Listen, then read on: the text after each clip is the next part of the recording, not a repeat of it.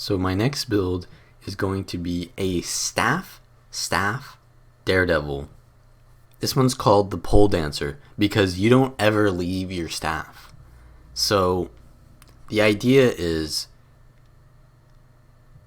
the damage of a lot of amulets has been nerfed because the stats has been reduced. So Marauder Amulet does less damage, and while that's still a good amulet for a lot of cases,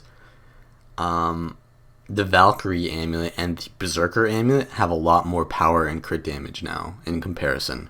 So you have a choice between going Berserker and playing very riskily, or you can play with Valkyrie amulet and have no precision, but I make up for that with Rune of the Daredevil, which is whenever I dodge, my next attack will have a guaranteed crit. So with this build, you're using Bound to dodge quite a bit, and then after that you're going to use like one attack to get that one attack to crit. So you want to use like a high value skill like Vault or Dust Strike hits for quite a bit sometimes. So there's that. And other than that, I try to get as many dodges as possible. So I use Sigil of Energy on both my staves and then double energy or double cleansing, because there's still quite a bit of condies in the meta, and my only real condi cleanse comes from Escapist Fortitude and Signet of Agility. So I just like to have double cleansing. I did try out double Intel Sigils, but the thing is, Intel gets overwritten by your Daredevil. So like when you go into combat, you can dodge and it'll give you your kind of like this buff on you that looks like the Intel Sigil. But whenever you swap weapons, it will give you the same buff with your Intel Sigil as your Daredevil rune. So they kind of like overwrite each other. So if you ever want to like swap weapons and then dodge, like it'll just give you one Daredevil rune instead of 3 Intel Sigil procs. So yeah, you can't really use Intel Sigil unless you really change your playstyle to not dodge for some reason, which is just going to get you killed in a lot of situations if you get used to that. So I just stick with double cleansing. You can run stuff like compounding on your staff because you do have quite a bit of condies because of Deadly Arts, and Deadly Arts gives you nice synergy with that because the more conditions they have, the more damage you do. So like you have Exposed Weakness does 2% and then Compounding does 1%. So it's like you get 3% extra damage per condition, and then whenever you steal, you would give 3 conditions. So that's like a 9%. I don't know if it stacks like that, but you know, you get what I'm trying to say. It gives you a good damage bonus when you steal to someone. Yeah, so that's pretty much the reasoning behind the Valkyrie with Daredevil rune. You get really decent crits because you have a lot of ferocity, and modifiers are really good in this meta because the coefficients have been nerfed, but modifiers haven't really been nerfed. So, and Bounding Dodger has been actually buffed from 10% damage bonus to 15% damage bonus. So yeah, you can stack up a lot of modifiers with lead attacks, Exposed Weakness. You also get Weakening Strikes. Whenever you dodge, your next attack will weaken the target, and then you take 10% less damage and deal 7% more damage to weaken targets. And that's really good because it's a 7% modifier as well. And obviously Bound is a 15% modifier. And yeah, there's just a lot of damage you can do with this build because of how you change the playstyle. So in Trickery, you go with the normal traits that you go with every Trickery build. There are some situations where you'd want to use Trickster instead of Bountiful Theft. Say if you're going against like a bunch of like necros and they're not using any boons and they're a bunch of like Condi necros, then you'd want to use this. But I think a lot of necros are actually just using like really bunkery, like protection spamming builds right now, so you still need Bountiful Theft. And it is pretty nice to get the swiftness from Thrill of Crime. So there's really no swiftness on this build other than this.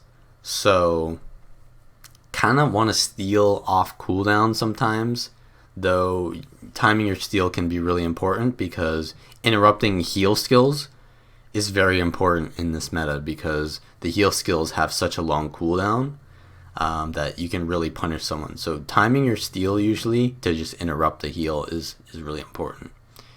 Let's look at Deadly Arts.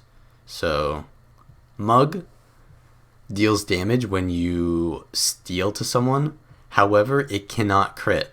Now, this isn't really that big of a deal because you're running Valkyrie amulet anyways, so it really can't crit anyways. But if you have a Daredevil rune proc and you use Mug on someone, it still won't crit and it'll use up your Daredevil proc. So what you want to do is, instead of trying to like, say like I go in combat and then I dodge and then I want to do like a dodge steal again, that would mess it up.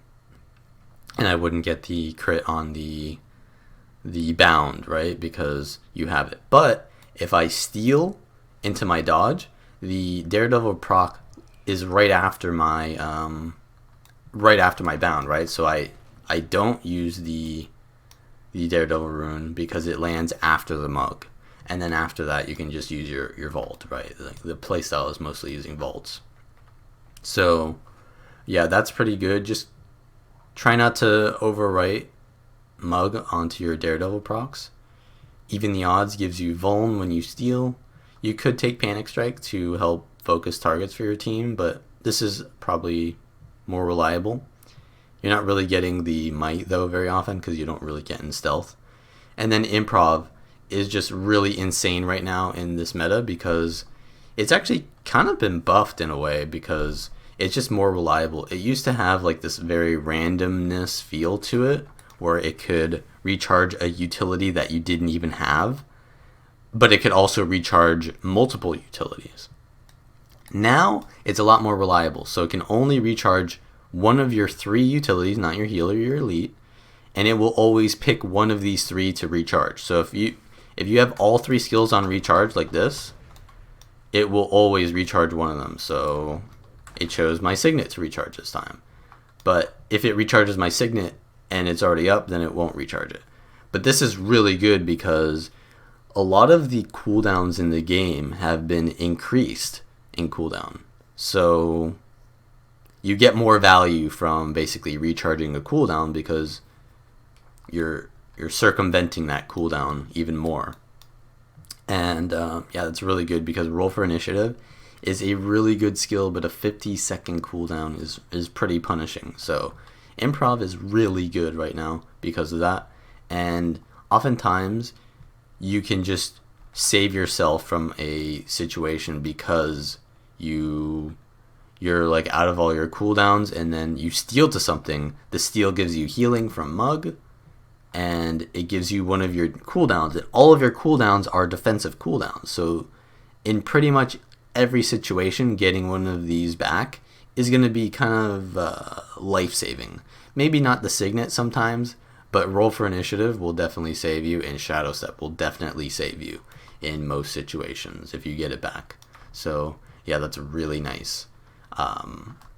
Next is Daredevil. You get Escapist Fortitude. I did try to run Brawler's Tenacity with the Channeled Vigor heal, and that has a little bit more synergy with the whole Daredevil bound thing. But the thing is, with the staff build, you're going to be in combat very often, and you're not like a Sword Dagger Thief or a DP Daredevil where you go in and then you go out, or you have stealth to peel for yourself. So you don't really have a good time to ever use Channel Vigor, and it can get interrupted if you're standing near the enemy with all the CCs flying around. So oftentimes you don't get maximum value from the skill anyways. So I just stick to withdraw because while it is higher value, it's just way more risky. Like withdraw is just way more reliable. And it also removes torment, so that's really good. And also, just Escapist Fortitude, even though it's been nerfed quite a bit in the healing department, the Condition Cleanse is just really good. And that's really for the meta. I take Staff Master because while Havoc Specialist is very good, it's potentially better than Staff Master. You're wielding 2 staves, so it's just way more reliable to have Staff Master. I think I did the math, and the Staff Master trait gives you more damage than Havoc Specialist if you're missing 2 dodges, because Havoc Specialist gives you more damage the less dodges you have. But as soon as you have 0 dodges that you can use, Havoc Specialist does more. So that's just kind of, that's not a situation you really want to be in. Usually you want to have somewhere in between 1 and 2 dodges, like in the middle here, to kind of be safe, right? So you're going to be doing more damage with Staff Master in most situations. And also you get 1 endurance per initiative used, which isn't amazing, but you know, since you're in double staff anyways, you might as well. Like 50 initiative used for 1 dodge is not amazing. You get like 1 initiative per second, so like once every minute you'll get a dodge if you're using up your initiative every single time, which it's not amazing, but yeah, it's something. And obviously Staff Master is already better, so it's just a little bit of a bonus there. Endurance Thief just gives you more dodges when you land your steal, so that's just nice. And of course, we need to talk about the bound playstyle. So because this build is a Daredevil Rune build, you often will be using your Vault quite often, right? Because that skill is your highest hitter. It makes the most use of your Daredevil Rune proc. So a lot of times what you'll do is you'll dodge into Vault, and this becomes very predictable for players to play around. So you don't want to do that all the time, because as soon as like you dodge, right, they're gonna like, okay, he's gonna use Vault, I need to dodge now. So what you want to do is kind of like, you want to just auto attack the target until they, like, you're not going to be doing that much damage with your autos, obviously, but you can still do damage. You can still also use Weakening Charge, because that will put weakness on the target, which will give you really good synergy with Weakening Strikes. And then you want to kind of like just use your dodge to avoid their attacks. So like say I'm fighting a warrior right now, I'm just auto attacking him, and then I see Shield Bash. What I want to do is I want to sit at the back of their hitbox usually, and I want to dodge into them so that my bound hits them.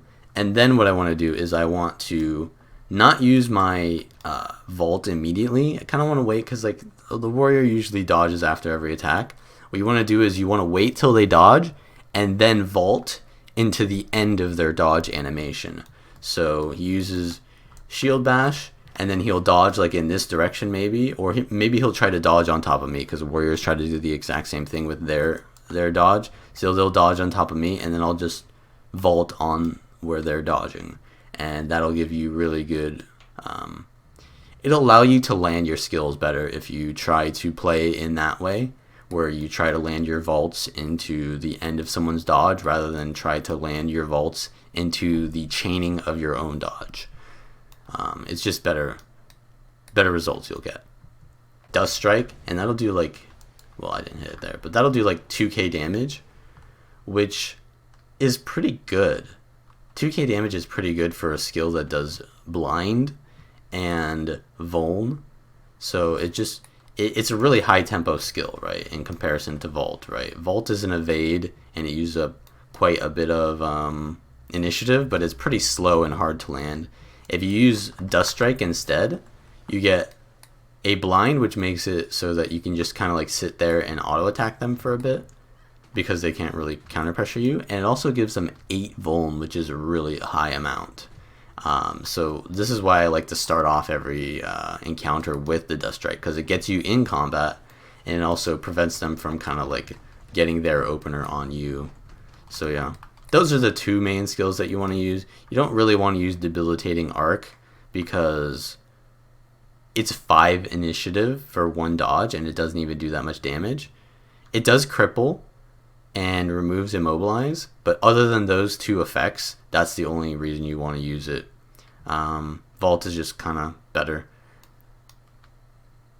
Yeah, so the auto attack is really good as well. It gives vulnerability, 4 stacks of vuln on the last hit, and it's a reflect.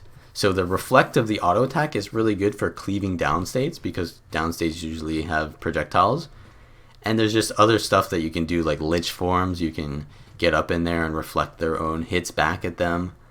And yeah, there's just interesting stuff, like when you attack a ranger, if you get up in their face and then you auto attack, a lot of times they'll do stuff like they'll use their longbow 3 to try to like self peel for them, and you'll reflect that and you'll get stealth yourself instead, which will get immediately revealed, but it'll still prevent them from, you know, repositioning while in stealth. So it's really good versus rangers too. And yeah, that's pretty much it. So kind of like how your playstyle will work is like you'll go in with the 4, dodge into vault. You'll probably auto into wait till they use something, dodge into like, you know, maybe with a little bit, and then vault again. As soon as you have the best timing to weapon swap is actually in the middle of your evade frame of your dodge, not of your vault, because when you weapon swap, it actually interrupts your cast and it kind of like restarts it. So you just want to put it in the middle of your dodge so that it doesn't interrupt anything. So you'll do something like this, and then you need your evade, and then I just swapped in the middle of my evade there, and then yeah, that's pretty much it. You just keep your energy going with your swaps, and you don't interrupt the flow of your abilities. If you do want to change the build a little bit, you can change it to have shortbow in it. You'll obviously have a lot less dodges, but you'll have a lot more reliability in terms of conquest. So like if you want to just purely play the role of the +1 thief with the staff, you can run with a shortbow, and that's still really good. So you would just change your sigils from energy cleansing on one of your staves. You would change that to like compounding exploitation on your staff, and then leave energy cleansing for the bow. And then yeah, that would still be really good. I just prefer the double staff because in 2v2s it's not really that necessary to have a short bow.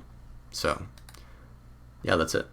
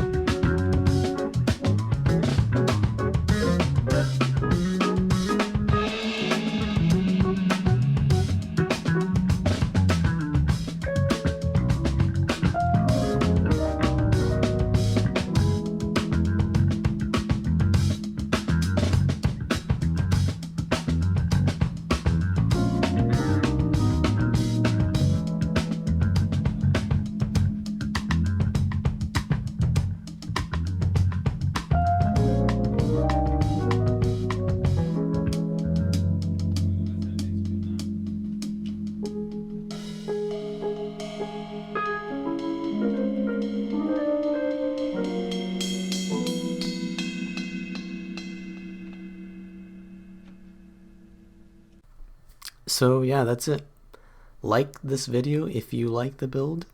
Subscribe if you want to see more like this.